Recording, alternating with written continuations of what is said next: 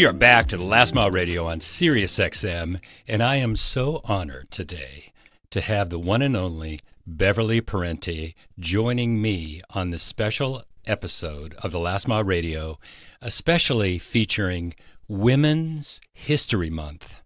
So welcome to the Last Mile Radio, Beverly Parenti. Thank you, Chris. I'm honored to be here. It's a little bizarre sitting across from you in the studio. Normally, I'm right by your side.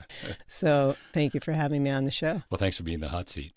And we appreciate all of the accomplishments of women, celebrating them in Women's History Month, those who are change agents, inspirational leaders in all fields, business, entertainment, politics, and education.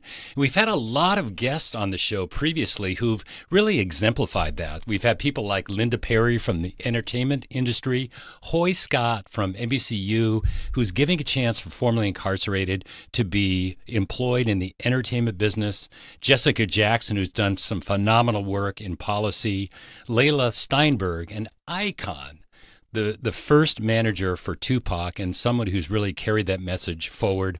Tina Seelig, Professor Tina Seelig from Stanford.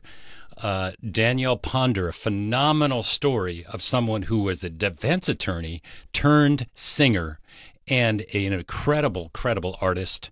Sabra Williams, who started another nonprofit around criminal justice reform. And our own Genevieve Martin, who just joined the Last Mile, as someone who's really taking that idea of partnerships within the community and businesses and fair chance hiring to the Last Mile family as well. So those are some tough shoes to fill, but I know that you can do it. And as many know, that your moniker is the Bev. That's right. The Bev at Twitter. So not only X. Or X, there you go. I haven't really adopted X yet. I'm still sort of Twitter. But as many people know, and those who don't, my wife, business partner, and the co-founder of the Last Mile Prison Education Program. And what you've accomplished as an entrepreneur in tech, and then really becoming a change agent, sort of adopting that idea that we had long ago, and it's sort of a bit kicking and streaming to start with, but not so much anymore, to really create opportunities for those who have formerly incarcerated. So I think it's really appropriate. We like to do this with most of our guests, or all of our guests, is really understand the origin story. I know the origin story, and I think I know what you're going to talk about, but where did that drive and determination come for you to be someone who was an entrepreneur early in your life when it wasn't cool to be an entrepreneur, wasn't normal even for women to be entrepreneurs, and then getting involved in tech and sort of overcoming a lot of those obstacles in the early tech industry, which was dominated, really a male-dominated industry. So give us a sense of where that inspiration came from. Wow. So it was a long journey, but it started actually in New York. I am the first generation American in my family. Both of my parents escaped the Holocaust. They came from Vienna to this country separately and met in New York on a date on New Year's Eve. They were each dating the other's best friend, and kind of the rest is history. That might be a whole nother show. Okay. So, my father was the greatest inspiration in my life, and his origin story is incredible. It was a guiding light for me, and still is to this day. He was a teenager living in a very nice area of Vienna, because his father was a learned man. He was a CPA working for a top media agency. And the war broke out, and the invasion into Austria was real. And one day, they knocked on his door. The Nazi agents knocked on his door and took his father away. My father didn't really know what he could do to help. He went to the police station, he stood outside, and they said, "You're wasting your time, go away." He was 15 at the time. And just to set the stage, the Nazis had invaded Austria. Yes. And they were just going town by town. Right. And no one really knew what was happening. They didn't understand the impact of what was going to happen in the future. but still there was this anxiety going town to town, and they were basically arresting all the men in the villages, if that's correct. That's right. The difference here is that they did not live in one of the compounds. They didn't live in one of the villages. They lived in a really nice area of Vienna that you and I have both since had the opportunity to visit. So my father went home and he decided that he better pack his bags because his time could come too. And he was only 15 He at was the time. only 15, but he was such a resourceful young man. In fact, they did come and knock on his door looking for him. He hid in the broom closet, in the ceiling of the broom closet. And when they were searching around the apartment, they opened the door and he could hear them say, "Oh, he's not in here. No Jew would ever hide in this space." Wow. And they left. So he quickly put on his Nazi youth outfit that he purchased in advance. Wow. Forward thinking, laced up the boots, got his backpack, and whatever he had, gave his mother some money so she could pay the rent, because he worked as a carpenter's apprentice and earned cash while he was still in school. And he started walking to the train station, got on the train, was able to get from Austria through Germany to the Netherlands border without an agent asking him for any papers because he was dressed as a Nazi youth.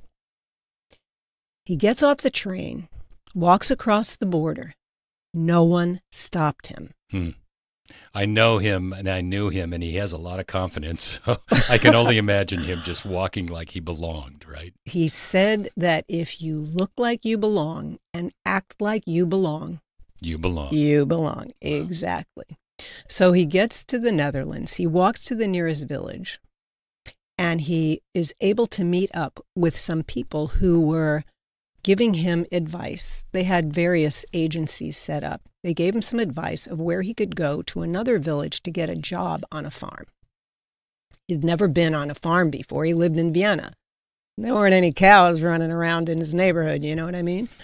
So he went to the village, talked to the farmer, was hired as a farmhand. He's milking cows and, getting eggs in the morning, totally out of sync with who he was, played the violin. He was a very cultural and artsy type man.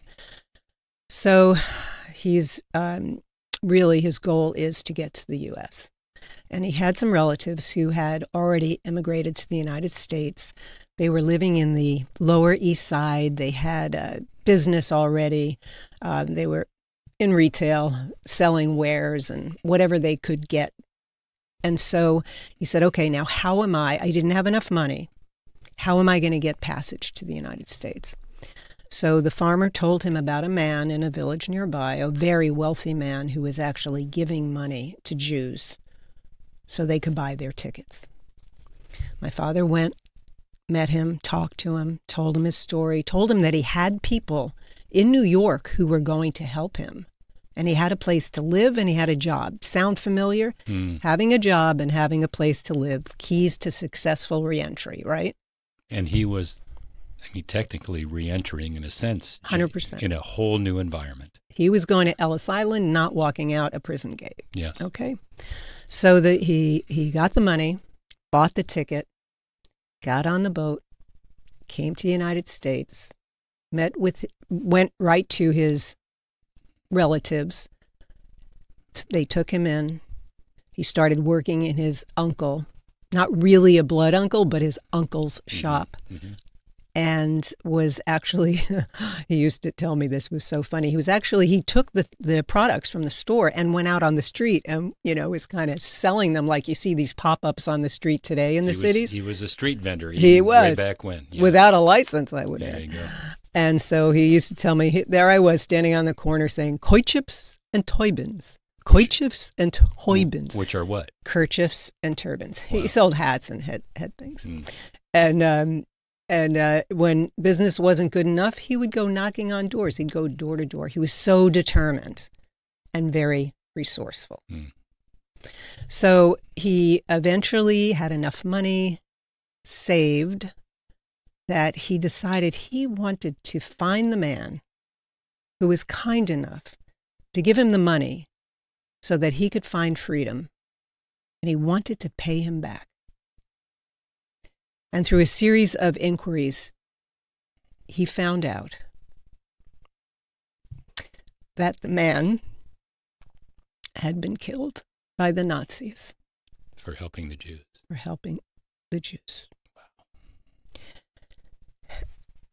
Sorry. It's okay. And my father told me that he was so determined to pay forward the kindness of that man that when we started the last mile, he felt like his mission was accomplished. Wow. So you're making my eyes sweat too now. So, but I know the story so well, and I knew him so well. But every time I hear that, it just makes us both emotional. You know what, though? We should be proud. It makes me emotional every time I think about it. But for us to be able to help him accomplish his dream, aside from all the other people we help, that just means the world to me. And I thank you for that, because it was your crazy idea, Chris's crazy idea, that brought us to where we are today as co-founders of The Last Mile. Well, it's interesting because, it's a lot of times, and this is, people say all the time, purpose finds you, you don't find purpose.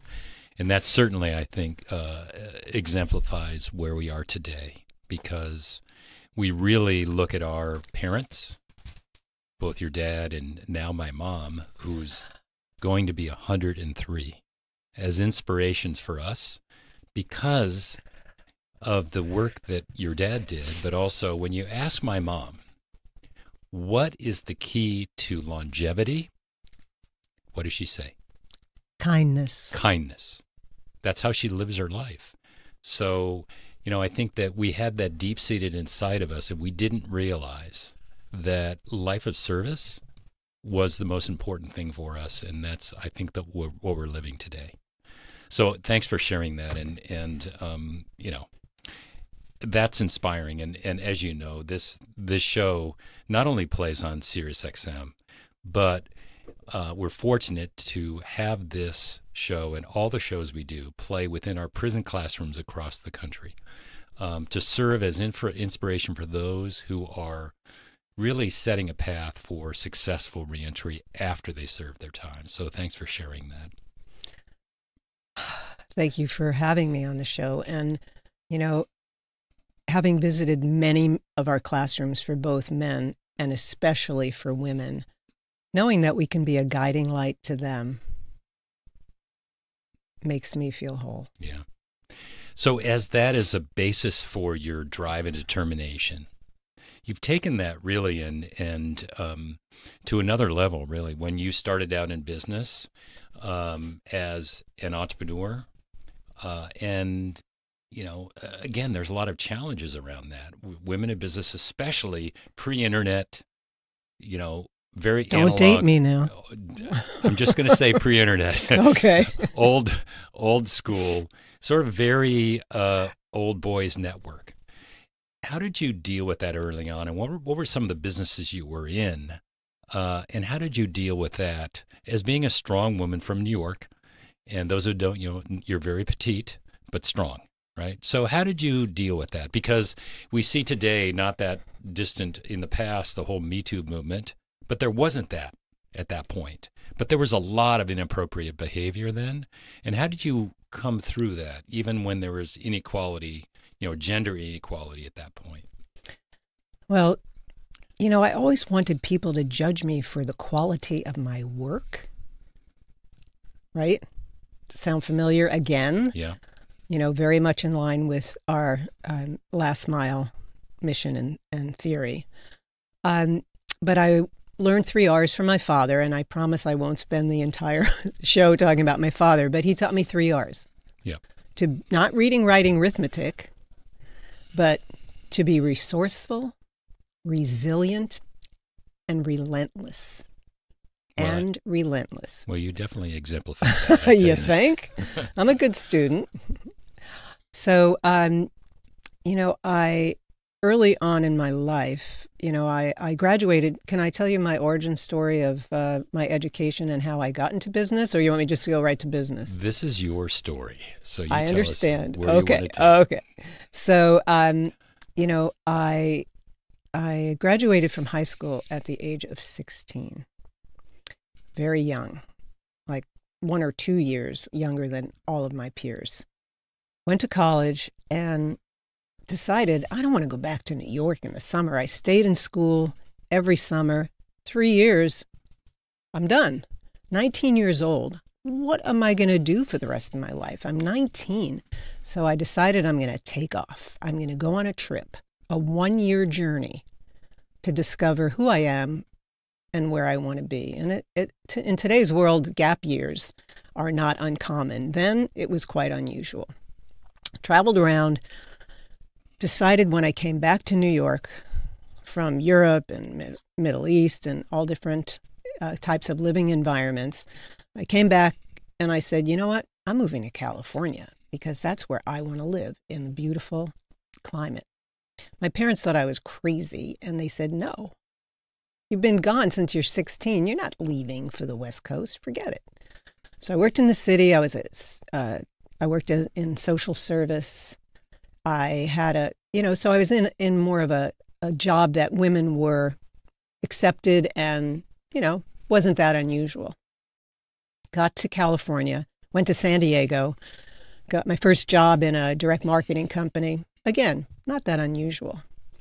One thing led to another. I worked in a manufacturing company now that was in the giftware industry.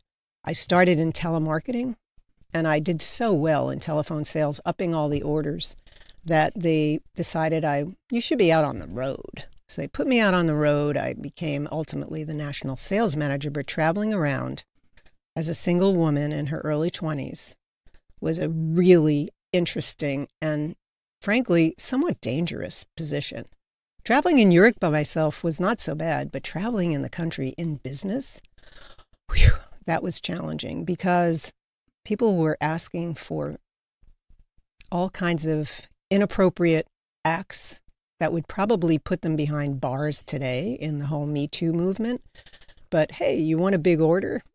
Get over here and show me some love, and, I got a big order for you. And it was scary. As a petite woman, as you said, how do you defend yourself? And fortunately, I was able to, because of my resilience and, resourcefulness, I was able to fend off. But I'll tell you, it was tough times, and it didn't really stop there. It kept going. And I don't want to name anyone or call anyone out, but even people in the government wrote me inappropriate letters of how they want, and I still have them, of how they really liked me and wanted to get to know me better. Yeah, it was scary. But I had to prove myself. I had to prove myself not only to myself, to me, but in every company. It seemed like women were they weren't accelerating at the pace of men. They weren't looked at in a way that they should for the quality of their work, as I said. And, excuse me, one of the products we sold in that giftware company was this poster. And it said something that was so inspirational to me. It said, whatever women do, they have to do twice as well as men to be thought half as good. Luckily, this is not difficult. Wow. Wow. Right? That was the full... That was it. That was it. Wow. And it had a picture of the Statue of Liberty holding the torch. Huh. But, it never left me because it was true. I had to work my butt off in order to prove to people that I was worth. I had to prove my worth. It's interesting because we talk a lot about that today with those who are reentering society. from prison. And there is such a stigma that that phrase holds true for that community as well. 100%. You have to over-deliver to just be at the same level. That's right. So that poster is still appropriate today for a different community. All right, we're getting one for the house. Okay, you got I it. promise. But so I wanted to fast forward because I don't want to sort of diminish what you talked about, because that's important. You overcame that, and then you had this successful career. You had a successful retail career. Right. In 1994, and then the internet comes, and the internet of AOL and CompuServe days, and you were exposed to that early on and got involved deeply in that. And again, we talk about taking leaps of faith. You could have sat very comfortably and continued in that business, but you said, no, this new, who knows, at the time, early on, we called it the information highway. Right. But, superhighway. Oh, superhighway. Yeah. I forgot. And you said, I'm going to take a leap of faith. I'm going to leave that behind and jump in. Right. Can you talk a little bit about that? Because, again, this relates to people coming out and starting anew. And here you're starting anew into something that was completely unknown. No one knew at that time how big the internet would actually be. Well, I think it taps into the resourcefulness. You know, I loved what I did. I was very creative. I created a lot of products, did a lot of special events. And the owner of the shopping center, someone I really admired for all of his accomplishments, came into one of my stores one day. The store, by the way, was called California Dreamin'. There you go. Because it's what you do when you leave. And he said, do you have email? This was like early 90s, 92, 93. Do you have email? I said, no, but I can get it because I'm resourceful.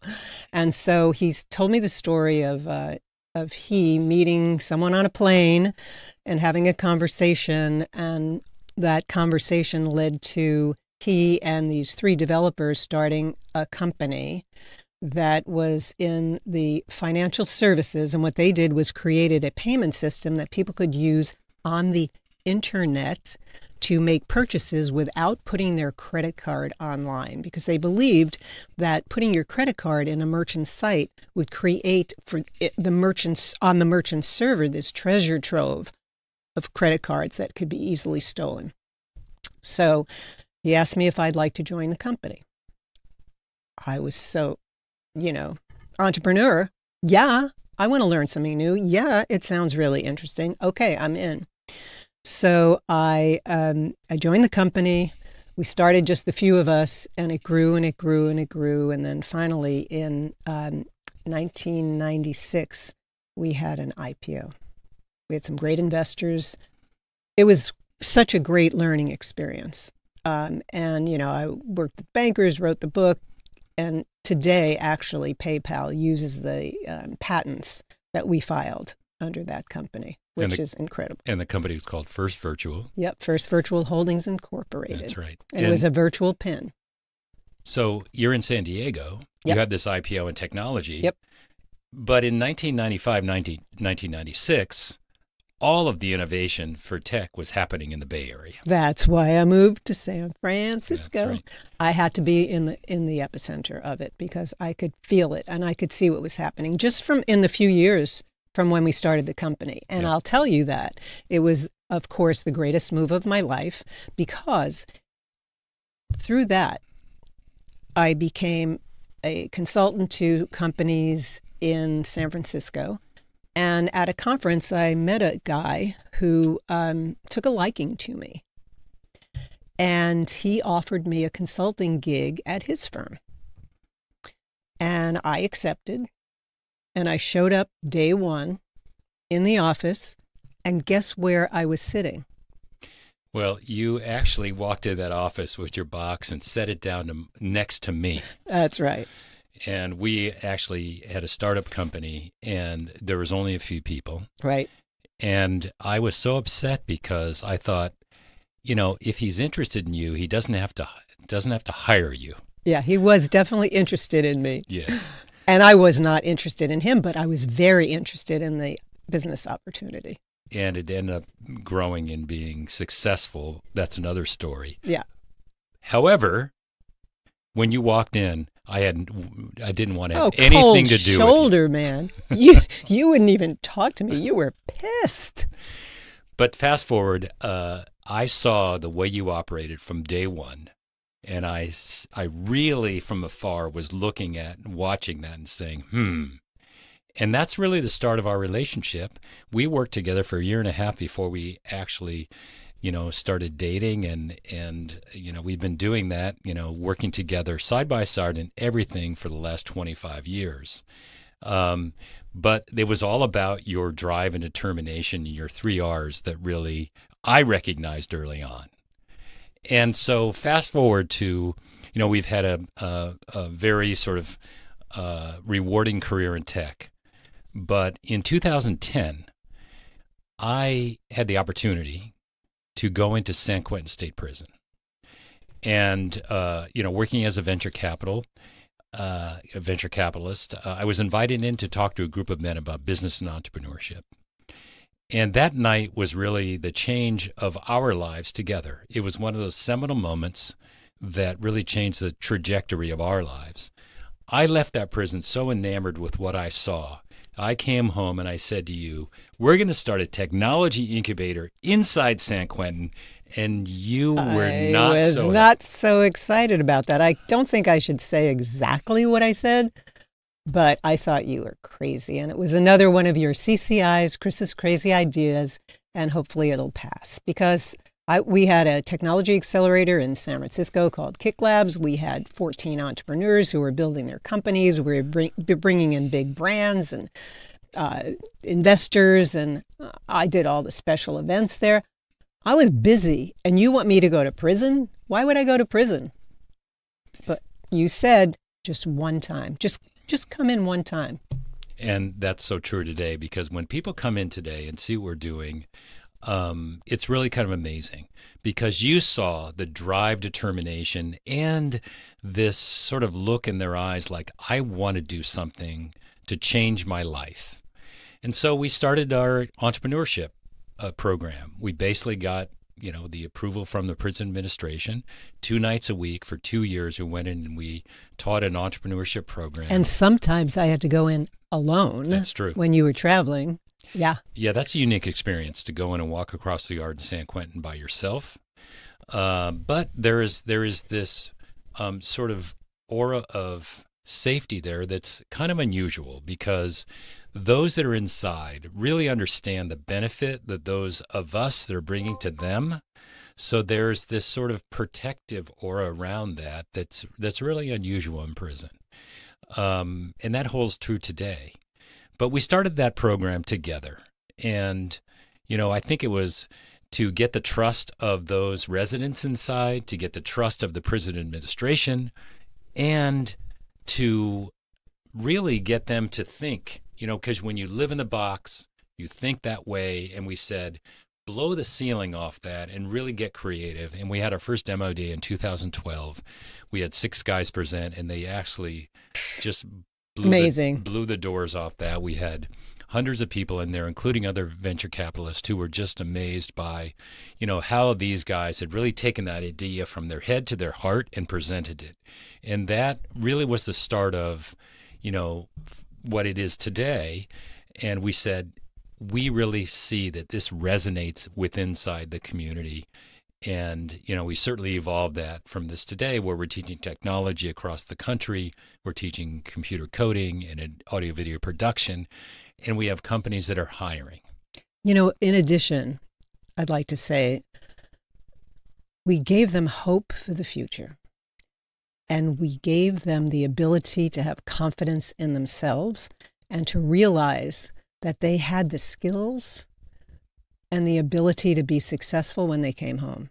Hope for the future. How often do you hear that from our students? Well, it's interesting to say that, because within the first few months that we were teaching, one of the guys came up to me and he said, Chris, I know you want to get us jobs in Silicon Valley, but for the first time I'm being treated like a real human being, and you give me hope. And that was the baseline for us to work from. And, to see what's happening today is really kind of, I think we're amazed constantly at what people are capable of doing. And I think about this was, once we started our coding program and we started to get companies involved. And one of the first companies that was involved was Slack. Right. Slack is for those who don't know, Slack was acquired by Salesforce, but it's a technology company in San Francisco, and they are very progressive. Stuart Butterfield, the CEO, was a friend and also very much a supporter of the last mile. Well, you were on stage with him at the White House during the Obama administration at South by Southlawn. That's how we really got to know each other. Exactly. But we had two students who were in our program at Ironwood State Prison in Southern California. A very remote place. It's in Blythe, California, in the middle of nowhere. It's sometimes the hottest spot in the U.S. during the summer.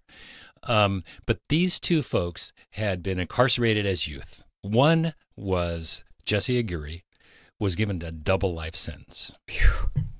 But through legislation in California, through Governor Jerry Brown, they were both got commuted.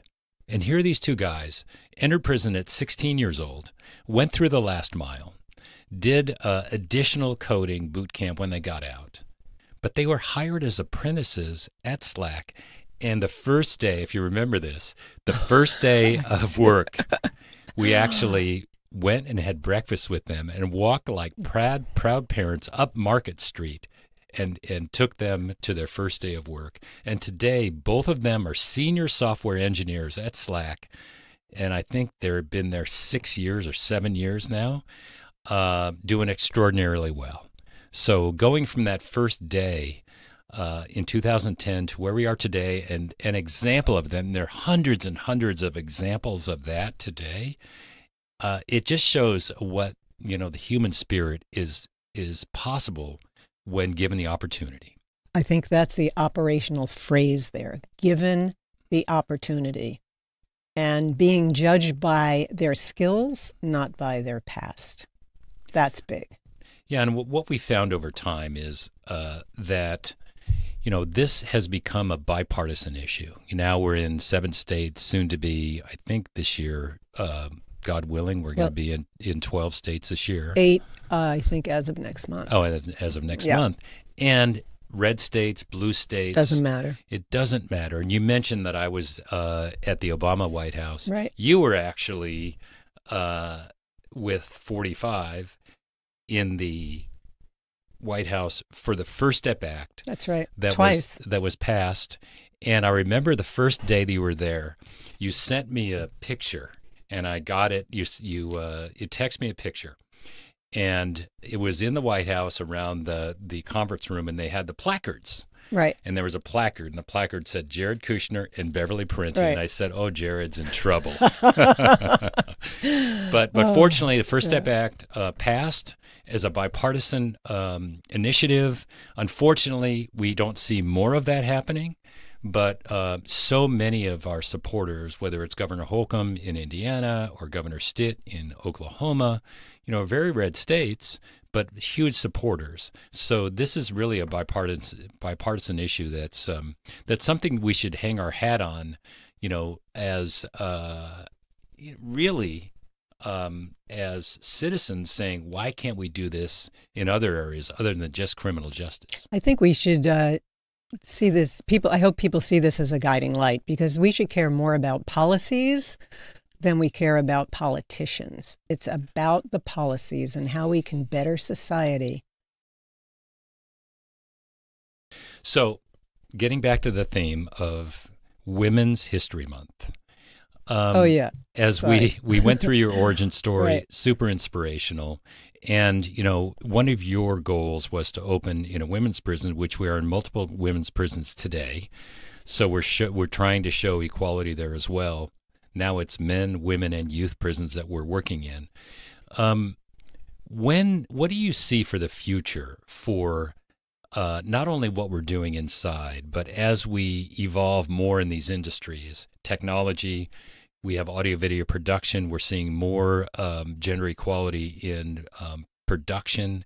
What do you see for the future with as women get more involved in these new areas of employment and technology? Well, I'll go back to what I said before, that it's about skills first. Judging people by the quality of their work, not by their gender and not by their past. And so may the most qualified person be the one who is accepted for the position. And it's not even about the degree. It's about the skills.